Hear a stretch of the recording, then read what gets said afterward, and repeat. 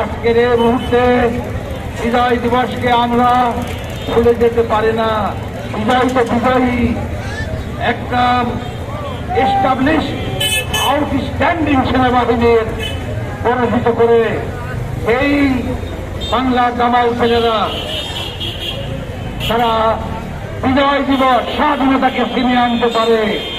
৫৫ বছরের পর সেই স্বাধীনতার সফল আমরা না পেলেও সফলতার ব্যর্থতার পাল্লা ভারী হলো।